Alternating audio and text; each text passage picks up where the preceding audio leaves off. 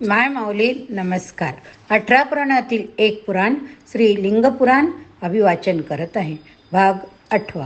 प्रथम श्री गणेशाय नमः, श्री सरस्वते नमः, श्री गुरुभ्यो नमः, श्री कुलस्वामिनी देवताय नमः. अविघ्नमस्तु. ओम नारायणाय नमः. ओम नरोत्तमाय नमः. ओम श्री वेदव्यासाय नमस्कार करून अध्यायाला सुरुवात करते. अध्याय 34. 12 महिन्यातील सूर्यगती. श्रीसुत म्हणाले, मी आता भवस्वरूप सूर्याचे वर्णन करीतो. तसेच तो इतर ग्रहांजवळ कशा रीतीने जातो आणि त्याचा रथ चंद्र याचे वर्णन मी करीतो. ब्रह्मदेवाने त्याचा रथ निर्माण केला. हा सौरथ सावत्सारिक अवयांनी कल्पना केलेला होय. त्या रथाचे चाक 3 नाभीचे 5 आऱ्यांचे असून आवेस म्हणजे घर सोन्याचे होय. या रथाचा विस्तार 9000 योजने होय. रथ उपस्थाहून ईशादंड दुप्पट होय. त्या रथाला 7 घोडे. हे घोडे गायत्री, बृहती, उशिग्ण अशा छंदापासून निर्माण झालेले. या पक्षाचा अंश ध्रुवाकडे राखलेला असतो.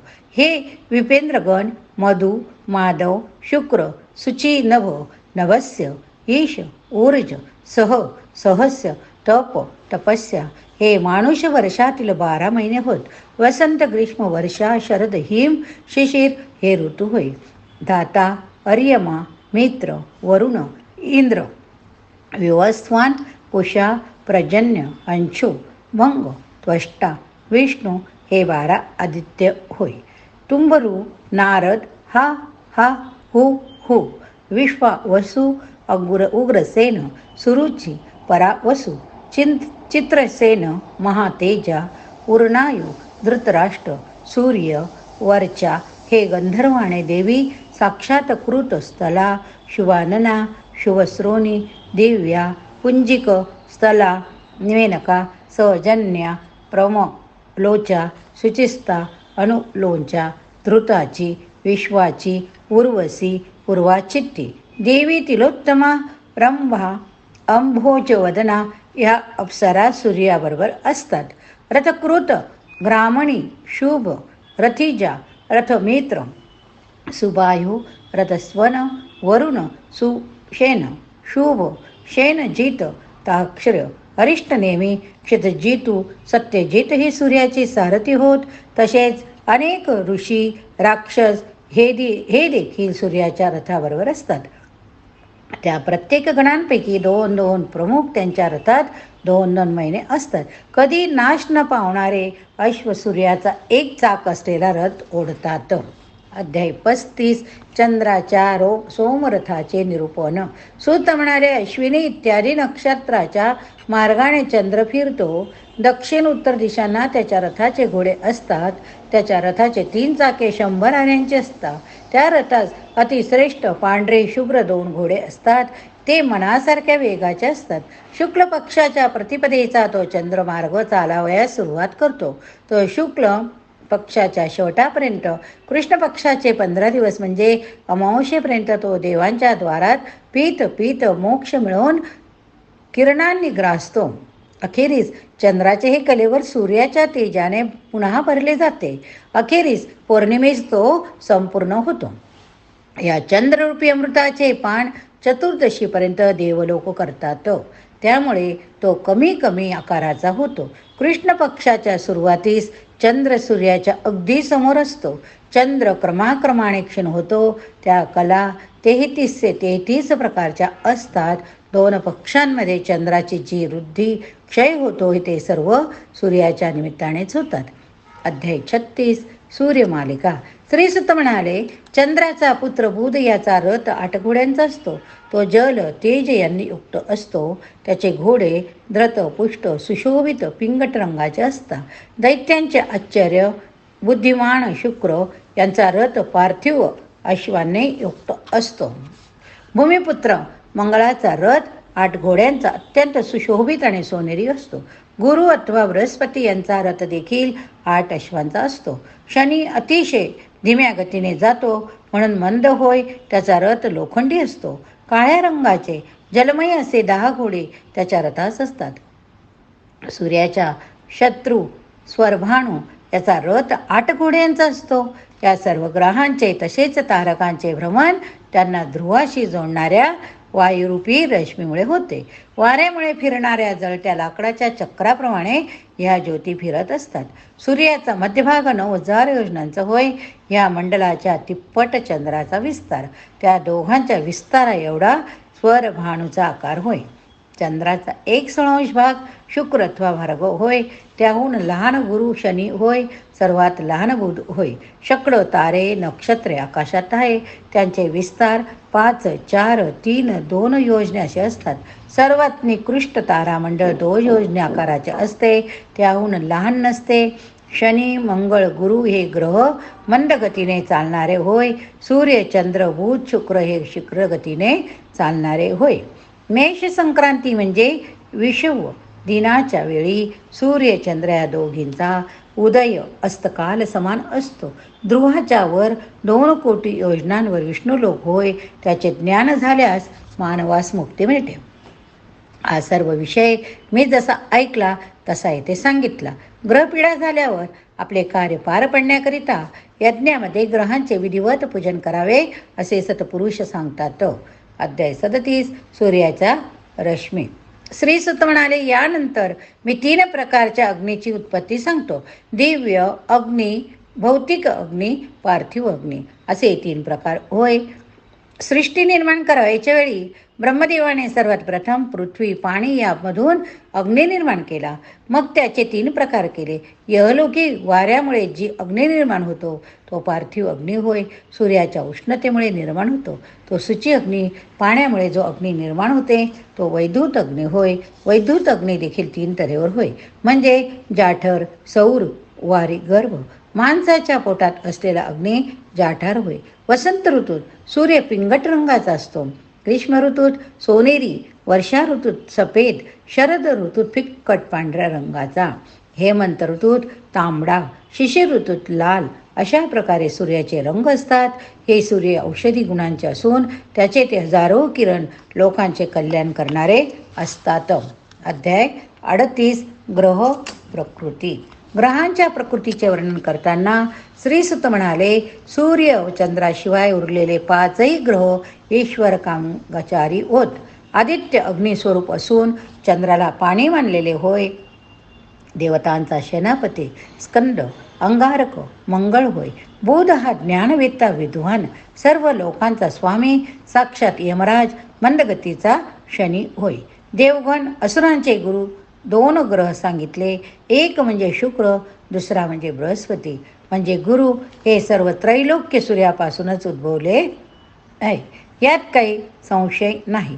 रुद्र, इंद्र, उपेंद्र, चंद्र, विपेंद्र, अग्नी, देव हे सर्वजण या सर्वांचे तेज म्हणजे सर्व लोकांचा स्वामी प्रजापती देव होय. हा सूर्य 3ही लोकांचा स्वामी, मूलभूत परमदैवत होय. जसे त्याच्यापासूनच सर्व उत्पन्न होते तसे त्यातच सर्व विलीन होते. हा सर्वत्र सुंदर तेजस्वी रवी जाणता येत नाही. त्यामधूनच क्षीण, मुहूर्त, दिवस, रात्र, पक्ष, महिना, सूर्य, वर्ष, ऋतू, युगे वारंवार उत्पन्न होतात. त्यातच ते सर्व विलीन होतात. म्हणून त्याच्याशिवाय कोणतीही कालगणना होत नाही. त्याच्याखेरीज जगाचे सर्व व्यवहार एकदम थांबतील. अध्याय 39 ग्रहसंख्या वर्णन. सुकृत स्थाने नक्षत्रे, तारका, आदित्य, सविता या सर्वांच्या उत्पत्ती सांगून श्रीयुत पुढे म्हणाले, चंद्र हा शब्द ज्या धातूपासून निर्माण झाला त्या धातूचा अर्थ आल्हाद देणारा असा होय. तसेच त्याचा अर्थ शुक्रत्व, अमृतत्व, शीतल असा देखील होतो. सूर्यचंद्राचे आकाशातील मंडळ तेज पाण्याने पूर्ण भरलेल्या गोलकुंभासारखे शुद्ध शुभ होय. चंद्राचे मंडल गोठलेल्या पाण्यासारखे तर सूर्याचे मंडल घनीभूत तेजासारखे. सर्व मन्वंतरात नक्षत्र, सूर्य, ग्रह यांच्या आश्चर्याने सर्व देवगण राहतात. देवांचे घर म्हणजे गृह, म्हणूनच त्यांना ग्रह असे म्हणतात. अंतिम प्रलयापर्यंत हे सर्व आपापल्या स्थानी असतात. सर्व मन्वंतरात देवते तेच राहतात. सहस्राशिव विवस्थानाचे स्थान अग्निमय सौर होय. विवस्थानाचे स्थान अग्निमय सौर होय. हिमांशू चंद्राचे स्थान पाण्याने परिपूर्ण शुद्ध स्थान होय. बुधाचे स्थान जलमय श्यामल सुंदर. शुक्राचे स्थान देखील जलमय श्वेत 16 रश्मींनी युक्त. भौमाचे स्थान उत्तम असून लाल रंगाचे. गुरुचे स्थान हळदीच्या रंगाचे फार मोठे 16 ज्वालांचे होय. शनीचे स्थान 8 शनींनी युक्त काळ्या रंगाचे होय. स्वरभानूचे स्थान प्राणीमात्रांना ताप देणारे अतिशय अंधारमय अनिष्ट ठिकाणी असलेल्या ग्रहाच्या सेवनाने त्या ग्रहाचे दोष नष्ट होता.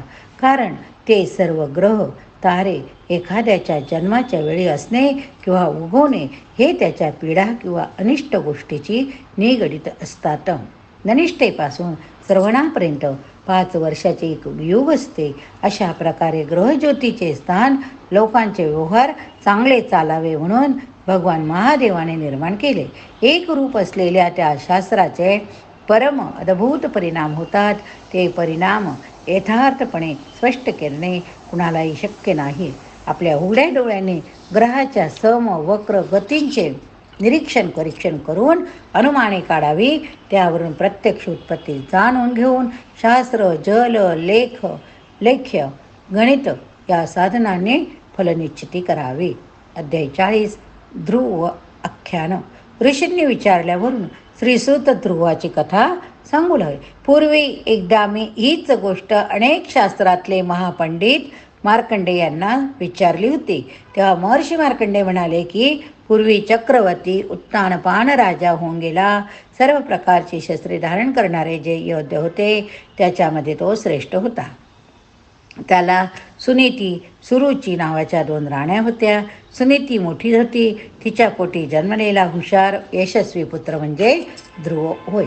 ध्रुव 7 वर्षाचा झाल्यावर एकदा तो आपल्या पित्याच्या मांडीवर जाऊन बसला.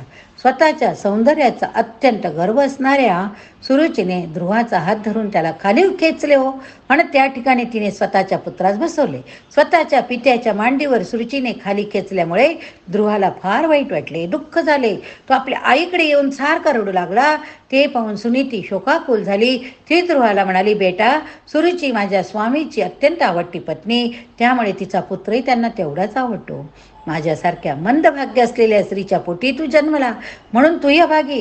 तेव्हा तू दुःख करून घेऊ नको आणि रडू नको. तू रडल्याने मलाही दुःख होते. तू शांत हो. अडळ स्थान स्वतःच्या हिमतीने मिळवण्याचा प्रयत्न कर. आईने बोललेले ते शब्द ऐकून ध्रुव तेथून निघून गेला. तो चालत असताना वाटेत त्याला विश्वामित्र ऋषी भेटले. त्यांना प्रणाम करून तो हात जोडून म्हणाला, हे भगवान, हे श्रेष्ठ, आपण मला सर्वश्रेष्ठ स्थिर स्थान कोणते, ठिकाण कोणते ते मला सांगायची कृपा करा. हे मुने माझी सावत्र सुरुचीने मला माझ्या पित्याच्या मांडीवर बसलेला पाहून झिटकारून खाली उतरवले. तेव्हा राजा उत्तानपादाचे गप्पच बसला होता. त्यामुळे घाबरून मी माझ्या आईकडे गेलो. आईने सांगितल्यावरून मी परमपद मिळविण्याचा प्रयत्न करणार होय. ह्या मनात येताच हे महामुनी मला आपले दर्शन घडले, तेव्हा कृपा आपण करा. ध्रुवाच्या सांगण्यानंतर ते महामुनी हसून म्हणाले, हे राजपुत्रा, तुला उत्तम पद अवश्य मिळेल. धीमान महादेव शंभूच्या उजव्या अंगावरून अंगापासून उत्पन्न झालेल्या जगाच्या स्वामीची म्हणजे भगवान केशवाची तू आराधना कर. सर्व पापे नष्ट करून इच्छिलेली वस्तू तुझ्या देणाऱ्या परमशुद्ध पवित्र मलमंत्राचा नित्य जप तू कर. इंद्रियांचे नियमन करून म्हणजे एकाग्रचित्त करून ओम नमो भगवते वासुदेवाय, ओम नमो भगवते वासुदेवाय ह्या दिव्य मंत्र म्हणत सनातन भगवान विष्णूचे ध्यान करीत राहा. विश्वामित्राचा उपदेश घेऊन ध्रुवाने त्यांना प्रणाम केला.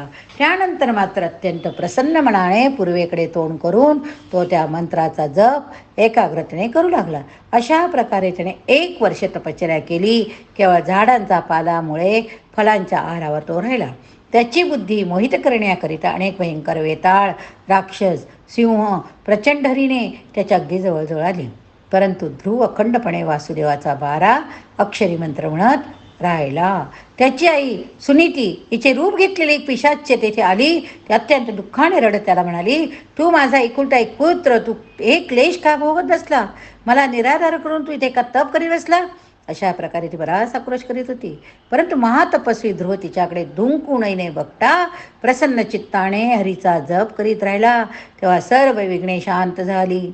त्यानंतर एकदा कालमेघाप्रमाणे तेज असलेले भगवान विष्णू गरुडावर बसून तेथे आले. त्यांच्याबरोबर चारही बाजूंना समस्त देव महर्षी होते. ते ध्रुवाच्या अगदी जवळ येऊन पोहोचले. त्या विष्णूकडे पाहून ध्रुवाच्या मनात हा कोण असा विचार आला. पण त्या ऋषिकेशाच्या रूपाची मधुरता आपल्या डोळ्यांनी पिणारा तो ध्रुव ओम नमो भगवते वासुदेवाय, ओम नमो भगवते वासुदेवाय या मंत्राचा जप करीत राहिला, समाधीस्थ झाला. तेव्हा गोविंदाने आपल्या पांचजन्य शंखाचा स्पर्श ध्रुवाला केला. त्यामुळे त्याला परमज्ञान प्राप्त झाले. आता त्याने हात जोडून हरीची स्तुती केली. तो म्हणाला, आपले अगाध स्वरूप देवांनाही जाणता येत नाही, तेव्हा मी अडाणी मुलगा ते आपले गुप्त स्वरूप कसे जाणू. म्हणूनच हे केशवा, मी आपणास शरण आलो, मी आपणास नमस्कार करीतो. त्यावर भगवान हसत म्हणाले, हे वत्सा, तू ध्रुव होय. तू ध्रुवाच्या जागी राहून संपूर्ण ज्योतीच्या चक्राच्या अग्रस्थानी राहा, अग्रभागी राहा. आपल्या मातेसह तू त्या मध्यवर्ती ठिकाणी जा. ते माझेच श्रेष्ठ न अडळ स्थान ध्रुवपद होय. मी देखील पूर्वी शंकराची उपासना करून ते स्थान मिळवले.